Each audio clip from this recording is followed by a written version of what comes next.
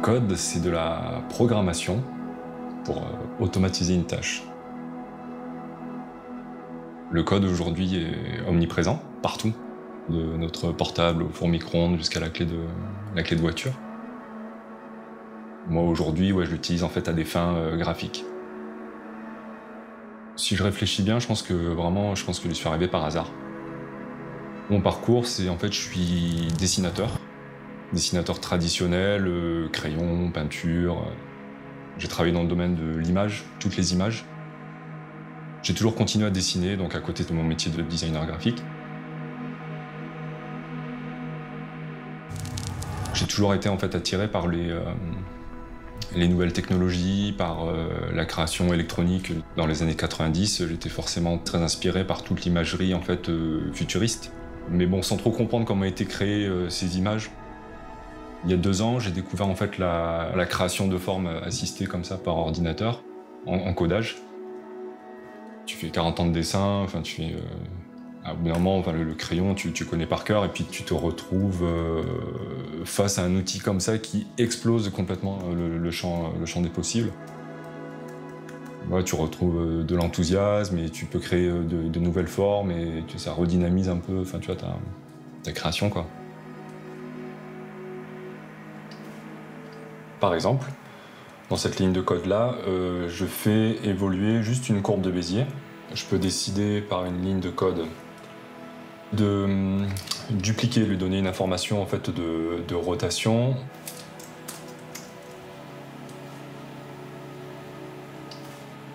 Donc là, c'est une seule ligne, dupliquée, et qui se superpose en fait aux images d'avant.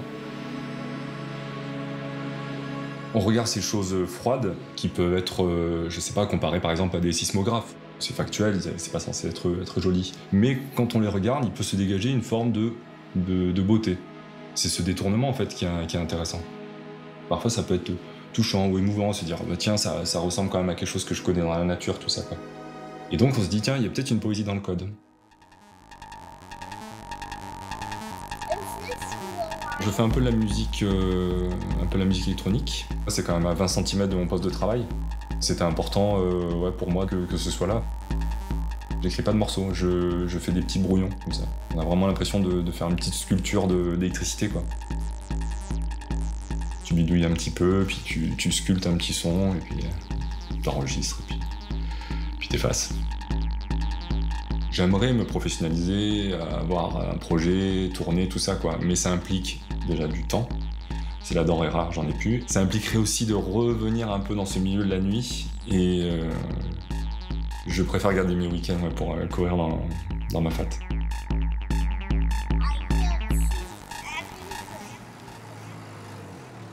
J'ai vachement dégraissé, tu vois, dans ma vie, enfin dans mon quotidien, quoi. Et c'est vrai qu'aujourd'hui, il reste la création et le sport.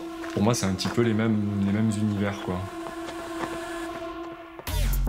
Souvent, tu vois, tu cherches des idées, des thématiques, et puis je passe énormément de temps, tu vois, dans la nature. Je cours vraiment de plus en plus, et puis au bout d'un moment, tu te dis non mais c'est complètement dingue en fait. Moi, en courant, je me suis dit voilà, c'est le sujet ultime. Je veux dessiner des paysages, quoi. Ce qui m'étonnait beaucoup, c'est que plus j'avançais là-dedans, et plus je voyais des mathématiques dans la nature et de la nature dans les mathématiques. Ah ouais, ok, mais t'as tes dessins à l'encre de Chine qui commencent à aller vers la géométrisation, et t'as tes algorithmes qui ressemblent à des paysages et qui commencent à ressembler à des montagnes, à des falaises. Globalement, tout ce qui est électronique peut être hacké. N'importe quelle data peut être une base de départ en fait pour un système graphique. Ma montre GPS, justement, qui est là, fournit un ensemble de data super important en fait sur chaque sortie.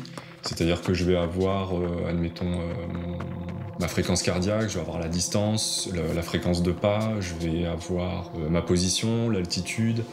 Donc rien qu'en courant, déjà, on peut générer un maximum de data.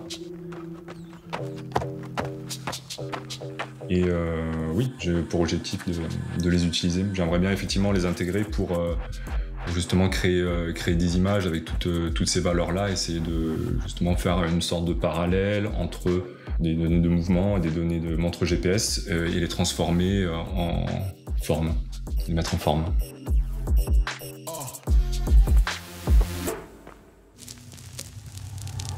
Dans le monde, il y a beaucoup de choses qui se dématérialisent. C'est en train de révolutionner en fait le marché de l'art. Il y a des JPEG qui ont été vendus des millions. Je pense qu'il y a un mouvement naturel, mais qui est global, qui touche pas simplement à l'art en fait. C'est juste qu'en fait les nouvelles technologies nous englobent, c'est notre création, mais ça devient en même temps un vrai miroir. Je m'appelle Freddy Leclerc et je crée des images en code.